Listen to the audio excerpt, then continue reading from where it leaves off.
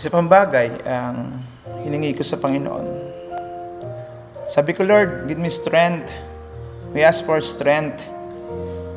Alam mo, ang Diyos talaga grabe ang pagmamahal sa tulad namin. O sa tulad natin. Alam mo, ang binigay ng Lord? A lot of difficulties. And minsan naisip ko nga, nasabi ko, Lord, ang hinihingi ko po yung lakas. Bakit po difficulties ang meron ngayon sa aking harapan at paligid? And then, nanalangin ako, inausap ko ang Diyos sa tabing ilog. Alam mo, ang sagot ng Panginoon, o gusto mo, di ba gusto mo ng lakas? Sabi niya sa akin, gusto mo ng lakas? O yan, bibigyan kita ng difficulties to make you strong. Praise God.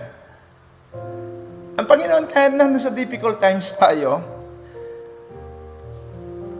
may ginagawa siya eh. Hindi po pwedeng strength lang, ibibigay ng Lord yung lakas ngayon sa'yo para maging malakas ka. Kinakailangan mo ng mga challenges sa buhay. To make sure we will become strong. At sabi ng Panginoon, hindi ka magiging malakas, Mark, kung wala yung mga difficulties sa buhay mo. Yan ang sagot ko sa panalangin mo. So tayo, ano gang strength lagi hinihingi natin sa Panginoon?